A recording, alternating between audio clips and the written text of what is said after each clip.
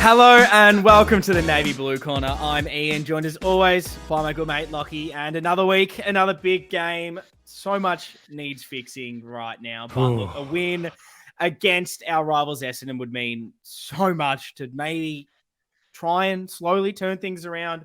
Who knows, but it'd mean a lot for the fans anyway. Look, there's a lot to get through. As always, Lockie, how are you going and how are you feeling about the game against the Bombers this week? Well, for one thing, I'm excited. I'm keen for Sunday. A 9-day break is a long time between footy. So I'm excited, you know? I feel like we're going to get a win. I feel like you might be the only person that's keen for another game of Carlton right now. So it's good to have some sort of energy on the pod early because things are pretty grim. So I feel like we need this. We need some sort of excitement. Yeah, I've already kind of put the Melbourne game into the furthest recess of my mind. So I'm ready for something fresh now. It's the weekly roller coaster of being a Carlton fan. Oh, it is. Genuinely is. How are you feeling? Yeah, look, not too bad. It's a weird situation where you just don't expect anything anymore. Whereas I think like throughout this season, each week that sort of went on, you're going, okay, this looks like a winnable game. This one could be, if we win this, we're more of a finals team. We're more pushing towards the deeper end of finals. But now it's just how many more games that we almost perceive as winnable going in can we not perform before you start to just stop expecting that? And that's where I think I am at the moment, where I think the Sydney game was the last one where I went in going, okay, we're going to win this game. We didn't. And then Melbourne, it was just a bit more of a just show me something. We didn't. So now we're here previewing the game against the Bombers. And I don't know what to think anymore. I'm over almost getting way too invested into expecting it. I just need, again, it's like that moment. I need to see something. I need to see signs of us turning this around. I don't know exactly where we are for the rest of the season. Like I think most people have pretty much written off finals, even though weirdly we're not completely out of that. Like we are, but we're not, because mathematically we're obviously still a chance, and you never know what could happen, but it's all really off faith and hope rather than anything tangible that we have seen this year. So I'm kind of, at this point looking towards the end of the season where finals is out of my mind, but I'm thinking, well, what can we do to build towards next season? I know that's such a negative shit way of looking at it, but if the ultimate end goal is to win a flag and we don't think we're going to win one where we are right now, everything needs to be towards building towards that. So for me, it's what can we do for the rest of this season, salvage and get something out of it to build to next. And a win against the Bombers would obviously mean a lot for that right now. Well, it sounds like we're in pretty different frames of mind then, I guess, because I'm the opposite. I don't want to think about the future at all. I'm very much just like taking it 1 week at a time, and I guess still coming in with the same optimism every week that we can win. Like you, not really basing that on anything tangible. Like it is just for the hope, but I guess. Yeah, thinking about the finals equation for me is just not like that's just not a healthy thing for me to be thinking about. I think I have faith that this group is going to turn it around at some stage. As we've said every week, at some stage I believe that they're going to turn this around, and maybe that's going to be too late for us to play finals this year. But so that's all I'm kind of focusing on. When can we see that turn? And maybe we'll have a win this weekend, and then we'll have a big loss the next week. So it's not saying that it's going to turn.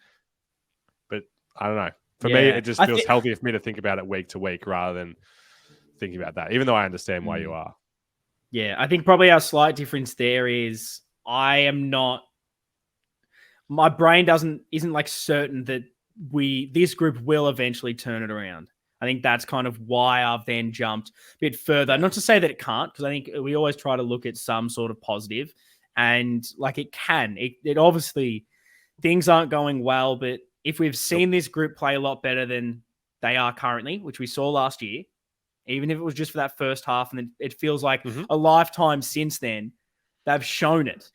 And that's in there somewhere. So can it come out? Let's hope so. So I guess, looking towards this game, we'll start with this segment was meant to be so easy. It's the what do you want to see from this game segment. And I was hoping that throughout this year, we'd be winning some games of football. And instead of it being we haven't seen anything, so we need to bring something towards it. It would be something fun every week. Like, we've just beaten Melbourne, and it's like, oh, I know. Jesse Motlop didn't fire last week, so I'm hoping for a couple of goals from him. But now it's just this segment has pivoted towards we've said the same things for the last 2 months and haven't seen them. So where do you go with this?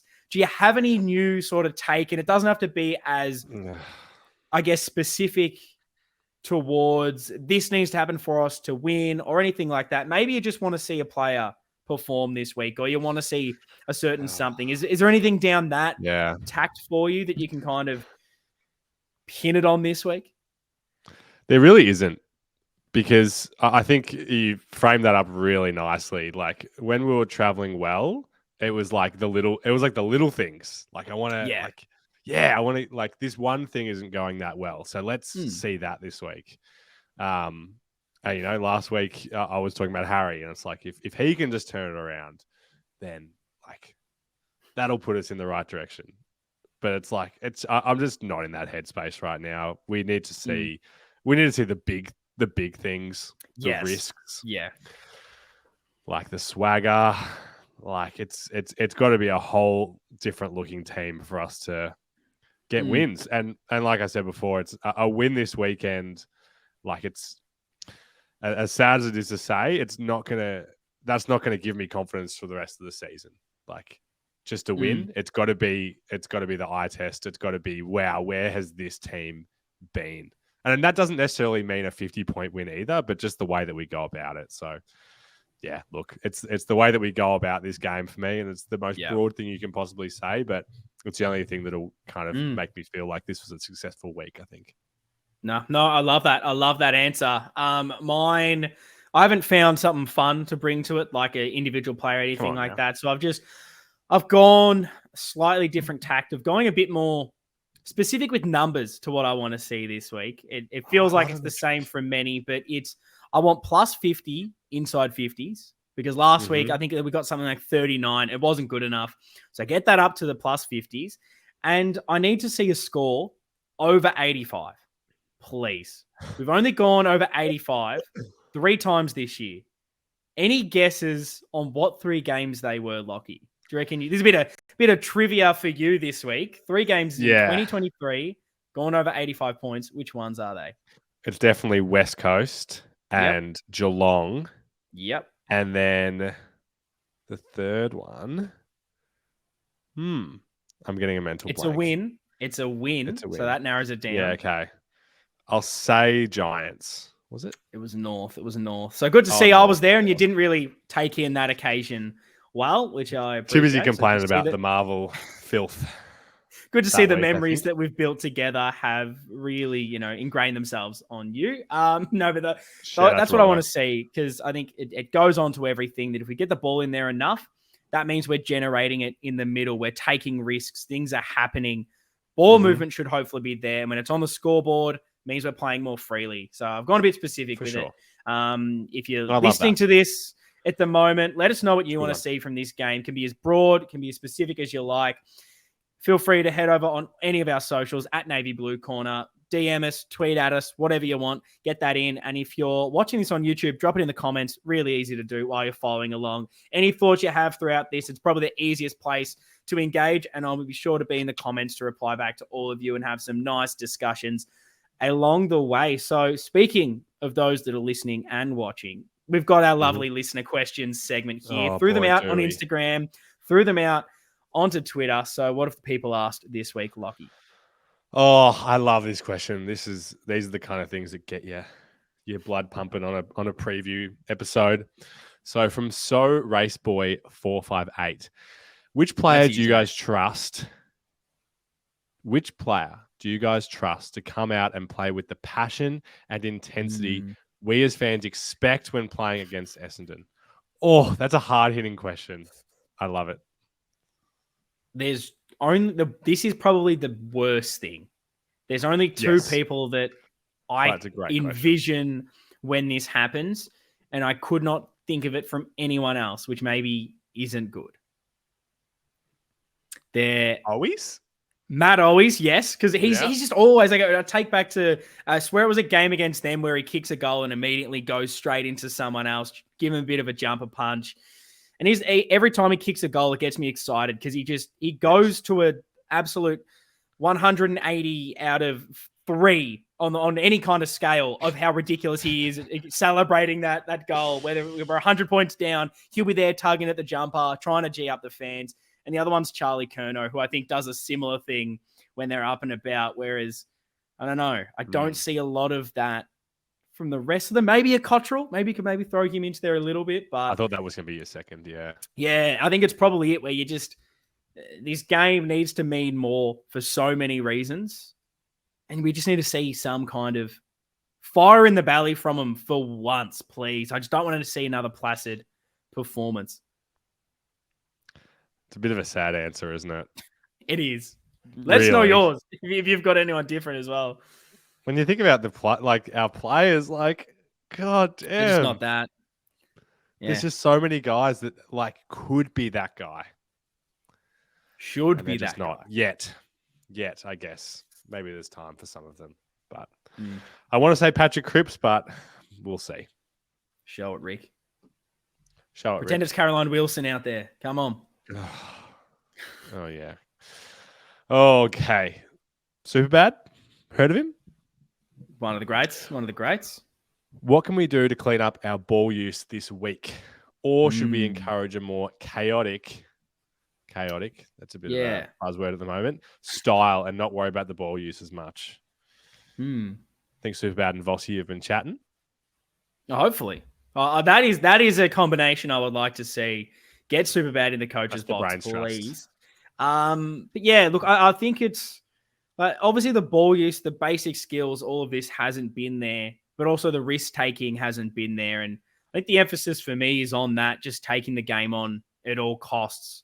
Because weirdly, that for me, how I pitch that in my head is a lot more handballs rather than kicking, which seems to be something we do struggle more at. And then if we're all just streaming forward in this wave or whatever you want, moving that ball quick by hands into space, pinballing that through, like the 3 best times we saw that last week against Melbourne resulted in 3 goals. They're the best passages of play we had. More of that. You make a mistake, I don't care anymore because I'm in that mentality where I'm no longer thinking about ladder position, what happens, necessarily 100% wins and losses. Obviously, still expect them, still want them to happen, but I'm looking for how we're playing and what we're doing and if that's going to take us forward. And so seeing those risks, seeing all that happen, if we make the mistake, so be it. Just go for it because I think you look at the teams that are below us at the moment on the ladder. They're not teams you expect to be winning, but they're building. And what I've been impressed with, Hawthorn and, North the last few weeks is they've been playing the way that they clearly want to. They're just not good enough to get wins. And so I'm like, well, that's all I need to see from you guys is play the way that we need you to. And I think you're better than them. So you will get the wins. Or at least we'll start to build towards it. So, yeah, I don't know if I've 100% answered that question, but I just want to see more risk-taking. I want to see us trying it. Whatever the execution is, as long as that risk is the correct option, go for it. Yep. No, we're completely on the same page. I think the obvious answer in terms of cleaning up the ball use is getting the ball into the right player's hands. If we are going to take bite off those kicks, but I'm with you about the handballing. I think that's what we want to see. That's the exciting thing we want to see. It's different. We have to be doing something different or else it's just going to be the same result, as you always say. 100%. Got a lovely shout out from Kaz here. Just listen to your Melbourne review today. Well done, mate, on a solo show. Look at you, mate. Oh, love Maybe the shows are better on just solo in. Maybe people are, we're getting all this nice feedback when it's just you. Maybe and then we get all the hate mail when it's just you. So I think we're probably starting to see the issues on the pod. We've got one question from Dill, which I'm going to save till a little later in the show, which means it goes into our favourite time. We've got Maddie on Insta. Well, very good point. That is our second favourite segment. Maddie asks who should be dropped this week. And Yep. then we've got some passionate people on Twitter.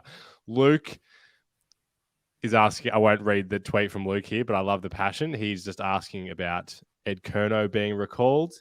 Might be my And then burner, I think. It might be. And then same with Mark DT. When people say Ed Kerno is into tag, why don't we ask why the club have not developed one of our other players as a tagger, like Fogg or Carroll? Lot to touch on. Let's go straight into the team changes, and we'll make sure to cover all that. So I guess my changes, what I wanted to see this week, are different to what happened. So I was looking for O'Brien to definitely make way. And I wanted Jackson Binns to take his place. Someone that's been in really good form. He can't do much else in the twos to get called into the ones. Like, he's just playing such great football. And I sort of said last week, I was worried a little bit about throwing him into the deep end, such a must-win game. But I feel like we're kind of past that a little bit now, where the pressure's still there, but like it's weirdly, it's almost more, but it's almost less because of the predicament we're in. And I think at some stage, you've just got to play the guys that are performing and that look like they're going to do something more. And I think Binns can offer a lot more than O'Brien at this stage. I wanted to keep Paddy Dow into that team. Silvani would make way for me in that one. Pitternet, obviously, with his miraculous recovery, he comes in, which means Lewis Young comes out of the squad, because I thought it was a weird choice to bring him in after we had one of our better defensive performances against Sydney, knowing Melbourne didn't have a lot of tools too. So that kind of made me think, no, we don't need him in there. I think we're too tall as well if Young plays. Same with Silvani. That's why they were out. I'd drop Motlop. I just don't think he's offering enough at the moment. And nothing bad about going down to the twos, but go down there. You're still young. If we had better players, I feel like he's someone that you would be just taking down to the VFL, letting him get some confidence back in, progressing his game, and then slowly he can get back in. So for me, he's out, Martin's in. And then my sub would be David Cunningham, because I don't know if I can fully trust him to play a full game of AFL football, but he looked good in the VFL against Frankston. So bring him in for a bit of spice off the bench, because what we think David Cunningham is exactly what we need. Whether he is that, I don't know. But finally, an impact sub would be what I'm after. And maybe there's something in that, knowing he played his best game he's ever played for us against the Bombers. I don't know if you want to read into that, but those are kind of my big changes this week. What were you kind of looking at as far as the players you wanted in and those you wanted to drop this week?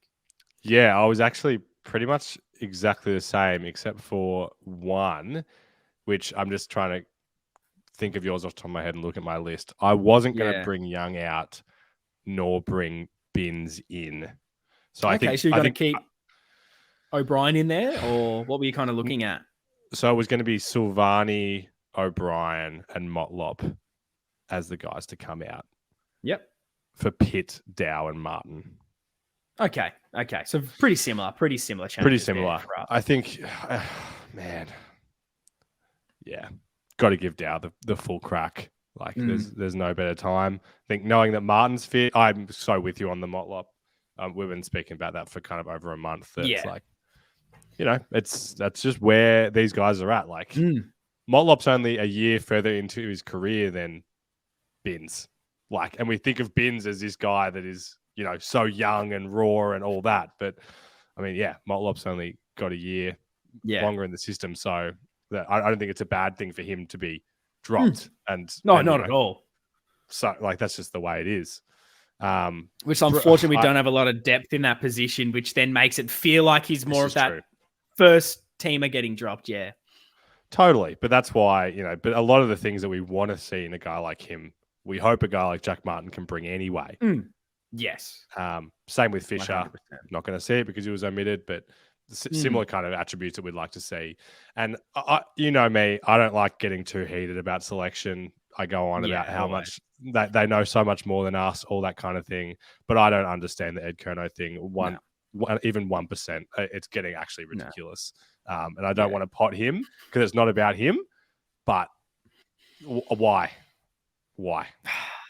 I don't get it. And you could literally splice anytime his name gets brought up on this podcast from any of the podcasts since we started this, because I swear there is a snippet in one of our earliest episodes where I remember saying, in what year did we start this thing? 2020. 2020, Yeah. where I believe I said we're not going to become a good football team until we move past Ed. And it was no disrespect. I don't mean to be disrespectful to him, just that he's aging. We know we can go past that. We know we can do better. And unfortunately, we're still in this situation. And yeah, I don't know exactly what he's offering that someone else isn't. They obviously have the reasons. Maybe it comes down to, again, this training piece of whatever Vossi's asking him to do.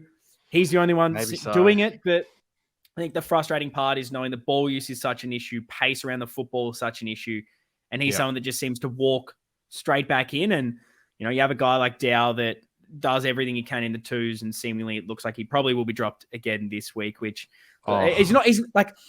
he's not going to be a savior. He's clearly not going to solve our problems, but like he comes in, wasn't horrific, wasn't amazing, but every time he got it, he was clean. And that's something everyone else wasn't. How many missed handballs to the ankles did we see the whole season? Dow came in, didn't do that. Beautiful kick to Harry as well, inside 50. Like, just give him 2-3 games, give him till the bye.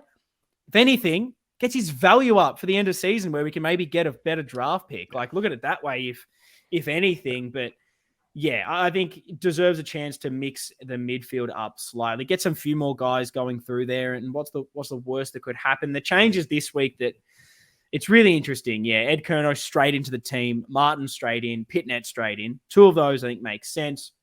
O'Brien and Fisher are the ones that make way. Fisher was a bit surprising for me, but he hasn't been playing great. It was more just, okay, I didn't expect him necessarily to be the first guy out. Then Fogarty and Lockie Cowan added in. Again, surprise Spins just isn't in that group. Could definitely understand why Cunningham isn't in there. I think I probably going a week too early, but it's me just again wanting something different. So with that, Lockie, actually I'll answer the last question there from one of the listeners saying like the tagging role. I think I've said previously, I don't love tagging. I think as soon as you get it, bring in a negating role, it's saying that what you're trying to do isn't working. So you've got to come up with a defensive game plan for it, where I think you just back in what you can do. And honestly, I don't think I've seen Ed Kerno do a lot of defensive roles this year, nor do I see someone from Essendon that he has to play that role on. There's just obviously something that they're wanting from him that he's bringing that no one seems to be able to see. And yeah, for Vossi, it's like there's so much pressure on him everywhere. It feels like an easy thing to get you a little bit less pressure is not play Ed Kerno. If he wants any PR points, I think that's one of them. But off the extended bench, because we are recording this Thursday night, out of Fogarty, Dow, Kennedy, Motlop, Cottrell, Silvani, Cowan, and Young, the extended bench, what four make that team for you? And if you're listening to this, if you're on YouTube, wherever you are, let us know what changes you wanted to make this week. And then also from the changes that happened, give us your thoughts. Let us know who is going to be on that bench and even your sub, because I'm keen to hear that as well. Oh, man. Why do you have to pick from these 8? Why did they have to put Mr. Edward as straight in legitimate ruck rover? Yeah, that's the worst part. Not even in a forward pocket or something. Like he's in the heat of the battle. The heat of the battle, precisely. I mean, yeah, it's funny. I mean, we try. I'm just doing all of my cliches today. I try not to take too much from the Vossi press conferences because he loves just doing the straight bat with stuff. But I did find it interesting. He didn't feel me with a lot of confidence about Pitt or Sauce to get up, particularly Pitt. He was very much like, we're preparing not to have him. So I'm gonna not let that impact me though. I'll just go with what I'm thinking, which is that Fogarty, Cowan, Motlop, and Silvani don't make it from that 8. So could you tell me who does? Because I'm too dumb to do it backwards and figure out the 4 that I asked to come in, and you tell me everyone that's out. I can't do the maths in this quickly. Mate, you can't expect this much of me. It's all falling apart here. Dow, Kennedy, and who else? Sorry, Cottrell and Young. Okay, so we're pretty similar. Yeah.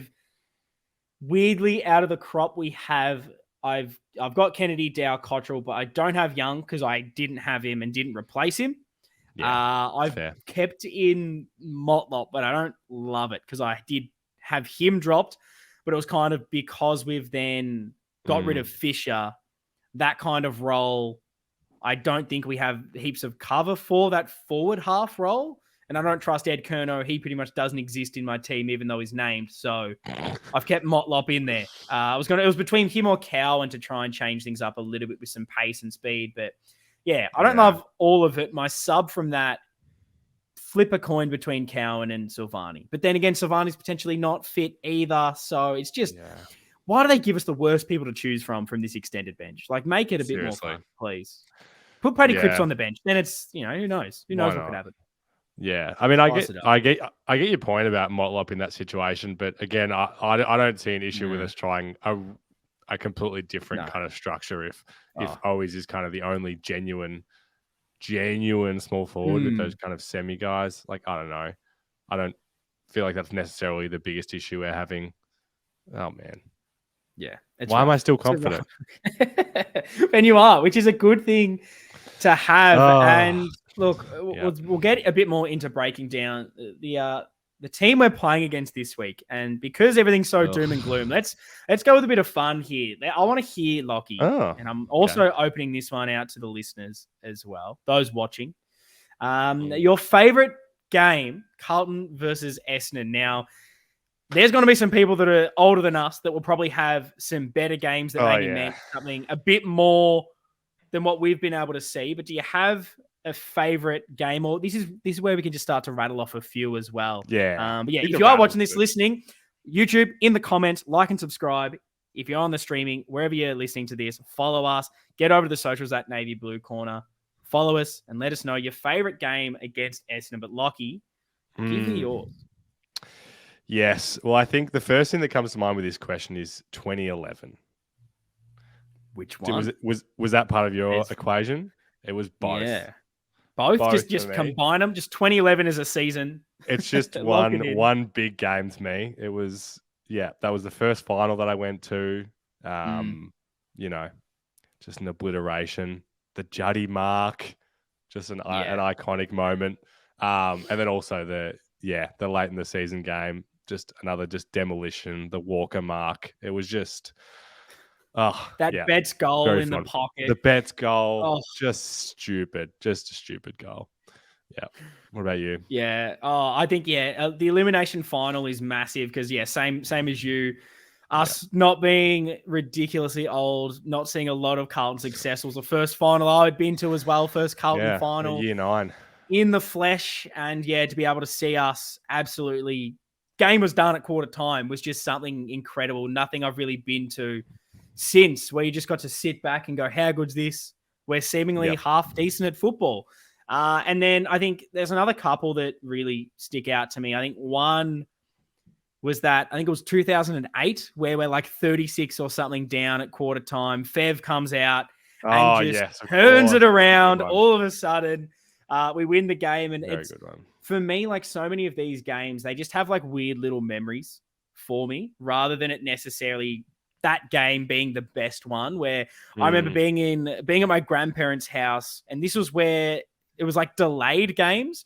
So like it was playing on the radio, but the game didn't start till like halftime. So I remember sitting in their sort of lounge room, listening on the wireless, being like, oh, what's going on? Almost turned it off because we were that bad. Kept it on. And then all of a sudden, we started kicking some goals. I go, okay, I might actually watch this on the TV. And then by the time, it's halftime, we've won. I'm going, how good's this? Can't wait to watch us come back and win this game of footy. That's a beautiful memory. It was something else. There's just those little weird tidbits that kind of are the reason these games mean so much. But do you have any, while we're here, actually having fun on this podcast for once, what are some other great wins against the Bombers? Got any other great ones you like to reminisce about? Yeah, I think the other one that is quite clear in my mind is 2021, a couple years ago. I remember it, again, just attaching memories to these games. I think that was the first game I went back to with crowds. And so obviously that was a long time coming, like just so desperate to be back in that environment again. It was Sardi's first game against the Bombers. that the Essendon supporters were just going absolutely nuts every time he got the ball, and he played an absolute blinder. Was this a Luke Parks massive tackle on Tipper? Was that game as well? I can't say that that's a core memory from the game, but you're probably right. And the Patrick Cripps goal out of the middle where Merritt just lays the most beautiful shepherd for him, running the whole way. If you remember that, he's looking, he's like with his arms out. It's like, shut up, mate. Lay a tackle, kicks it straight through. Yeah, that was a beautiful one. That's a good one. Another real rare one that I probably don't remember as much, but it was the game where we wore the blue out jumper. I believe it was at the G, absolutely pissing down with rain. I remember just going with a bunch of Essendon supporter mates of mine, and I think it was the first time I'd been to a game with them. Yeah, so it was lovely to then, when we were shit at football, get a win against them, get to absolutely lip off to my mates. But I think one that will be banana.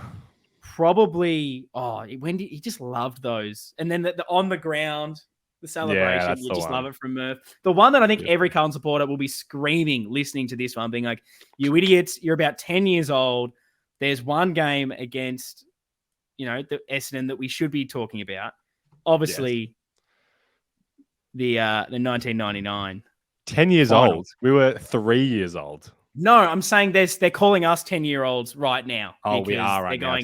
How are you not talking about the best game we've ever played against the Bombers? Unfortunately, I never saw it live, so I don't have those emotions because I was almost still in the womb at this stage to be that young. But God, there's been one that I've gone back and watched so many times, and it's just that tackle from Fraser Brown is one of the greatest moments of all time. Kuda, what an absolute superstar. I know that'll be one that everyone is probably leaving in the comments. But if you've got another niche game that no one remembers against the Bombers, those are the ones I love hearing about as well.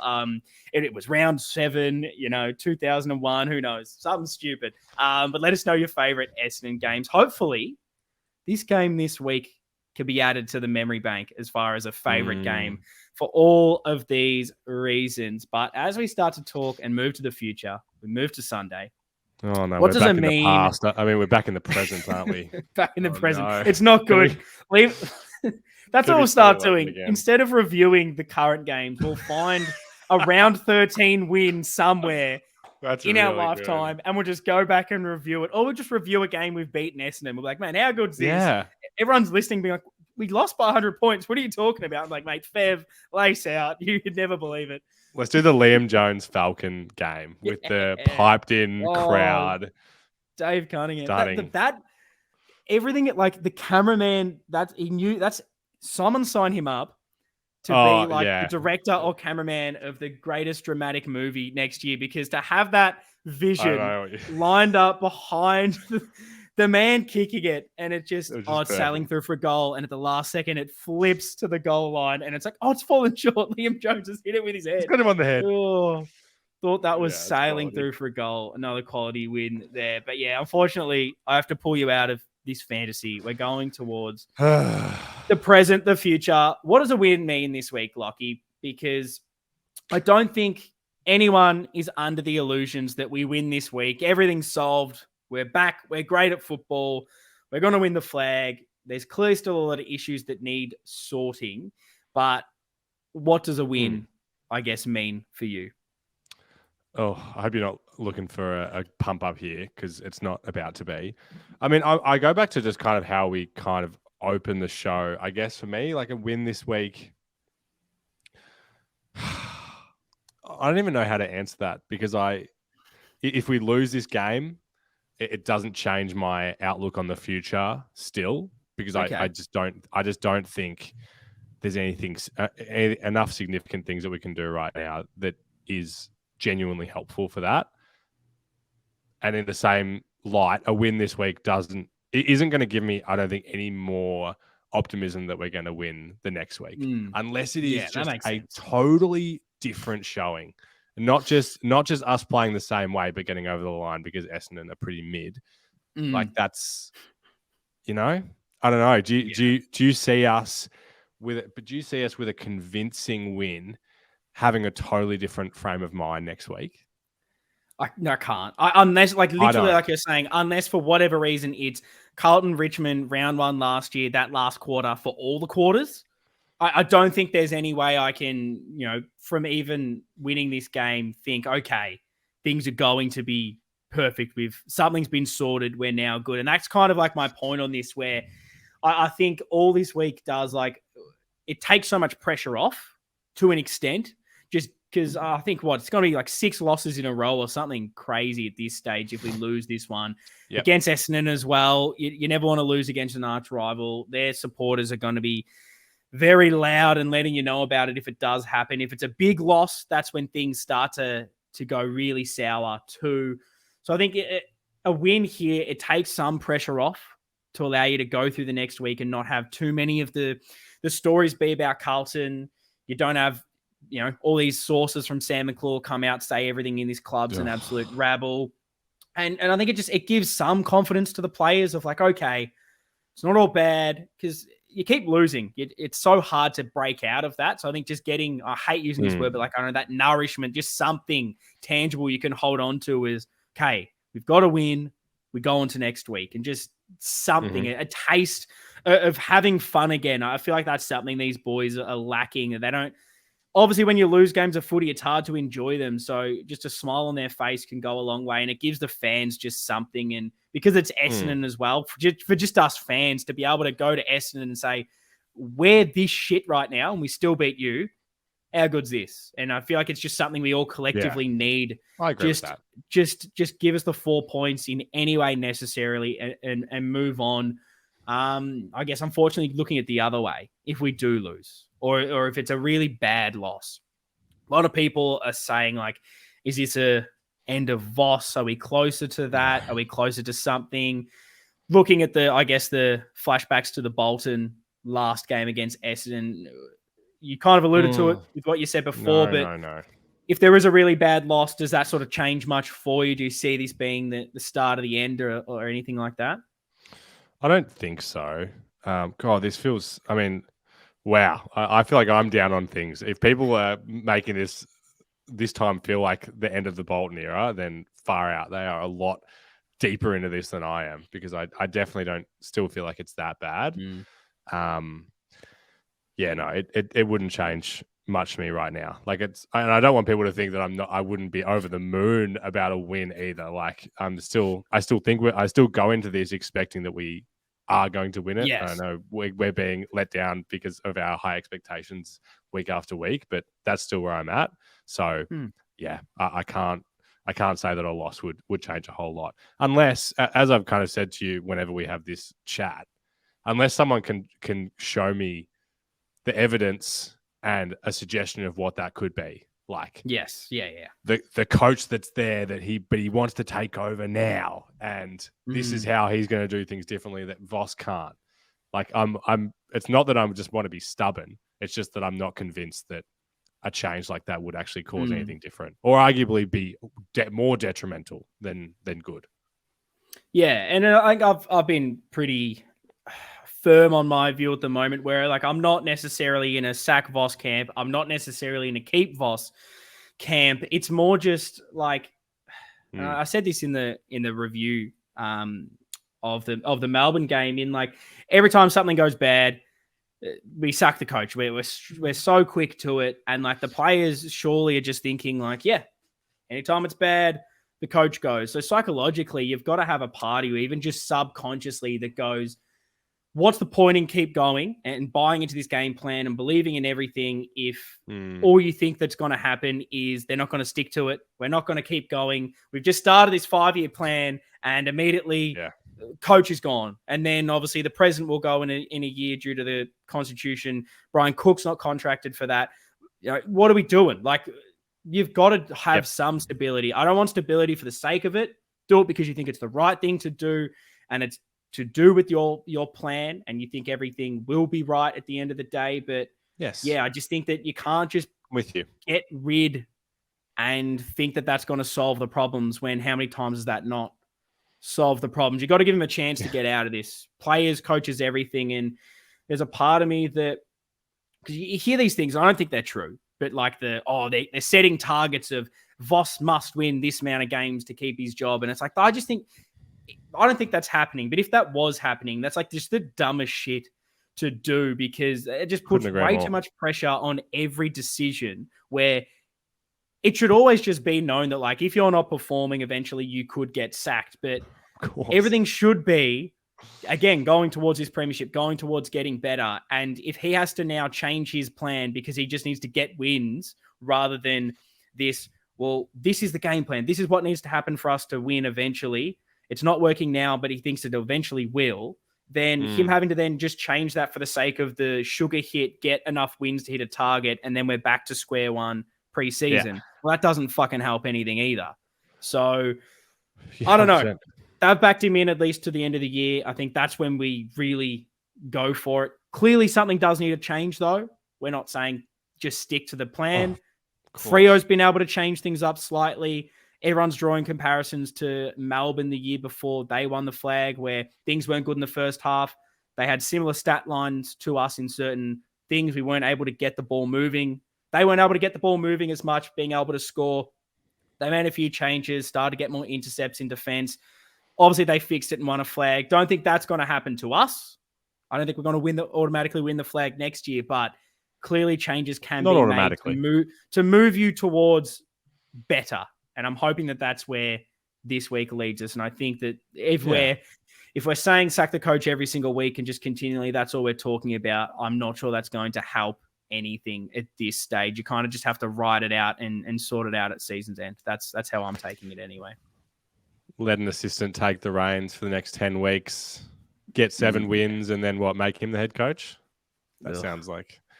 Let's do it again. A bit of deja vu. Yeah. Yeah, but look, Essendon, I don't have a big analysis on them. They're beatable. Seeing them this season, they haven't been playing that well, particularly of late. They had that sort of start of the season, new coach, looked okay, have definitely tapered off. Last week, they almost lost to North, weren't playing amazingly. We're not playing well, so it's not as if we're going to come into this and just wipe them off the park. We can't kind of buy a win at this stage, but it's a great chance, much like last week, much like the Sydney games, they're winnable. These teams are beatable. I'd probably say this is one of the most beatable that we've had. I'd probably tie this with the Sydney one at the moment. Get the confidence back. And I think, as we've touched on many times, like, we just need to find a way to take this game on. We're desperate to create scoring opportunities. And I'll read this out for you. 58, 90, 74, 107, 62, 60, 152 with an asterisk on that one, 74, 59, 57, 51, 44. That's our total scores in every single game this season. It's not enough. None of that's good enough. Not good enough. So clearly, we just can't be scared of taking this game on, can't be scared of taking risks. And like, we're playing safe because we're scared, but that's producing losses. So at what stage can you change that psyche of like, well, me shitting myself is producing losses. So like, what is the risk? What is the risk of taking the game on? Because we're losing anyway. Well, we might lose if you take the risk on, but at least there's a chance you might win. And I don't understand how you can't take that mentality of, I take the risk, we might lose, but we might win. I don't take the risk, we lose. Yeah. Do it. Emphasize it. Move the ball quick. First option. Let's go. Come on. Let's turn this around, even just slightly, to get some confidence. It's not going to fix our problems, but God, how good would it be to go to all your Essendon mates and tell them to get stuffed this week? Because we've been shit and we still beat them. That'd be just absolutely beautiful, Lockie. Do you have anything else to look out for this Essendon game, or anything you want to talk about before we move to our footy tips? And then I'm going to have to hold you to it. You got out of it last week, but you've got to rev up to end this show here for us. We've got the footy tips for you to, digest that. But anything else on this Essendon game, or do you want to save it for your build-up, your big pump-up? 2 meters back. He is. It's a couple of meters. You worried? No, because when Charlie kicks a goal, there's a couple of 2 meters on a fair few people around the MCG, if you know what I mean. So who cares? about what Peter Wright is going to be doing. All right, let's end it with that. That's great. Footy tips. Show me the red arrow in our tips. We are. See, if anyone wants some confidence on what Carlton's doing, take a look at our footy tips because Carlton are doing better than us in our footy tips. I'm seeing the red arrow of danger, and we've gone down to 186. Lockie, we are ranked 186 out of 309 in the lovely Carlton Cheer Squad footy tipping competition. 4 out of 7 wasn't enough to see us get into the top 100. We're in free fall. Where do we go? You're telling me it didn't work, us bringing our brilliant minds together. That's what I'm hearing. It hasn't to start off, but maybe it's the slow build, Lockie. It's not going to work in the first week, but it's what is going to happen. Now, at time of recording, we've already jumped on Sydney because we had to by 15, and they are down by 2 points at this moment. So those listening will know the result and know whether we've fucked another tip or not. But come on, you bloods. Moving on to Friday night, Lockie. What are your thoughts? Doggies versus Port at Marvel. I feel like I remember seeing this game the last time they played, or maybe it was years ago. There was definitely a game that Ollie Wines was involved in that I remember watching a few years ago. That was a close one. So what's going to happen this time? I've lost my mind, Lockie. You saying you watched these teams play and Ollie Wines played? Is that what you're saying? I thought it was going to trigger a more poignant memory. It didn't, and so I just had to hail off the train of thought. I was hoping you weren't going to bring it up, and you were just going to let me have it. But I remember a good close game between these two. But who's taking it out this week?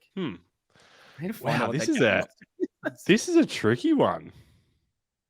Dogs, I guess. They're the underdog. Oh, underdog. Do we go with them because of that? You think so? Well, you're a big Zach Butters man. And a big Ollie. The dogs aren't exciting me. Port are slightly more. No. I don't know. Maybe we needed to just start crawling them back. So let's go the dogs. Let's try and sort this out.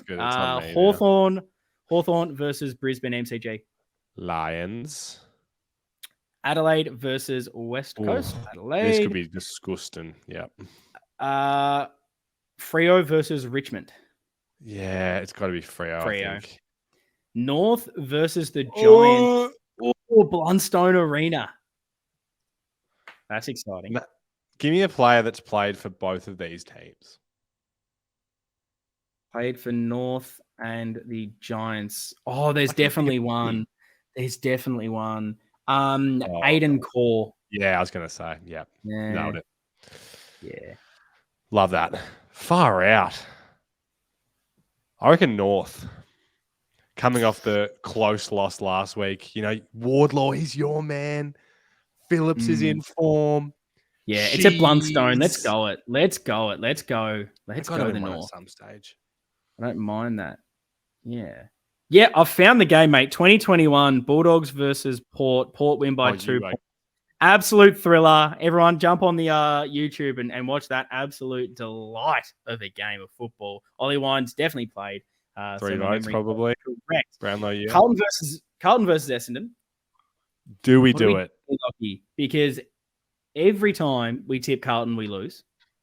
We're losing in the footy tips. Is this what needs to happen to turn Carlton and our seasons around? We get the tip wrong, but everything else happens for us this week. It's the magic in our footy tips, and it's the magic for Carlton because we're the most positive out there, and if we don't back them in, they'll be playing that at the rooms, being like, look what's happening. The navy blue corner lads are off you. You got to do it for them. So who are we tipping? I want to stress, I'm not doing this to turn our footy tipping around.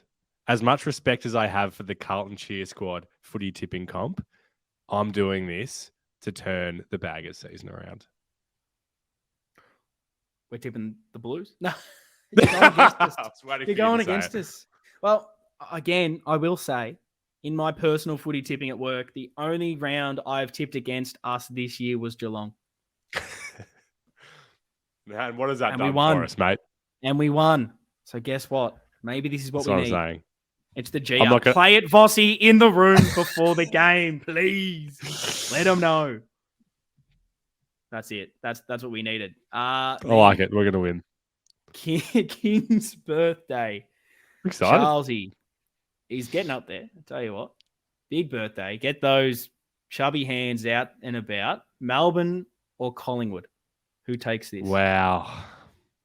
It's got to be the Pies, surely. Again, they're so due though. I feel like they're Melbourne due. suck. They were so bad against us. They do suck. Oliver's not back. Oh, no Degoe. Does that tempt you towards the D's? Oh yeah, we got to trade, don't we? Yeah, thanks for bringing him into our supers last week. You're wanting Collingwood, so let's do Collingwood. But I want it on the record that I think Melbourne's going to win. And because you reckon, then let's do it, mate. We need to get more of these. Everyone's going to be going Collingwood. If we want to rise up these leaderboard, let's go the Ds. Let's sort it out. Those are our footy tips this week. They've been submitted. Let us know yours in the comments and let us know if you're doing better than us. And maybe you guys need to take over our tips. I think that's what we need. Almost a poll for every single one of these games. But this is now my most excited. I'm so excited for this.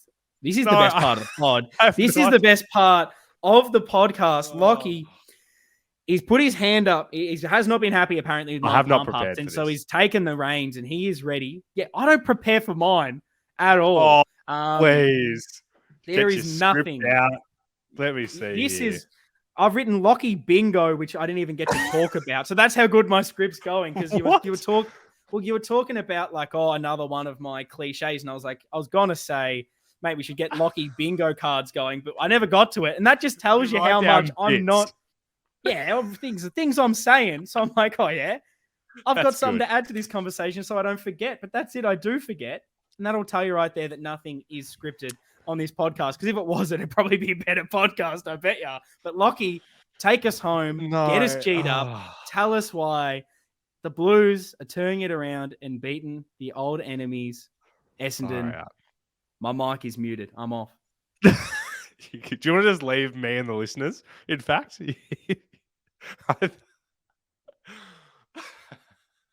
I've never felt this much pressure on the podcast before. Do I have to come back? This is not good. I get giddy. This is not good. Dead air is about to happen. It's just going to be silence. People are going to think the podcast has been cut off. But no, Lockie. It's not dead air. It's just giggling, which, tell me, when just tell me, nervous Lockie, on mic.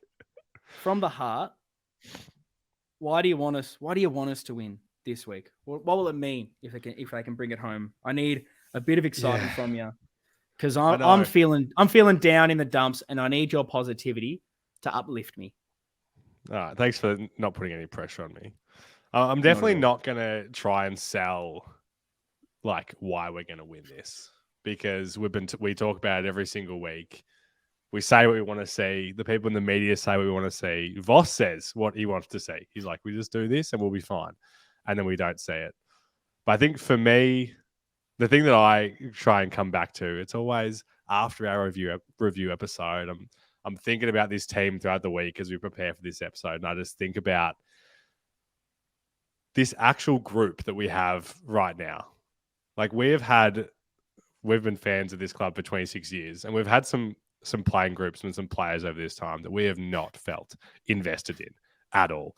And we could do hours of episodes talking about guys that are playing in some of the teams that we've watched that we just didn't love, and we didn't believe in them. And we didn't believe that they were the future of this team. We're like, this team isn't going to take us there.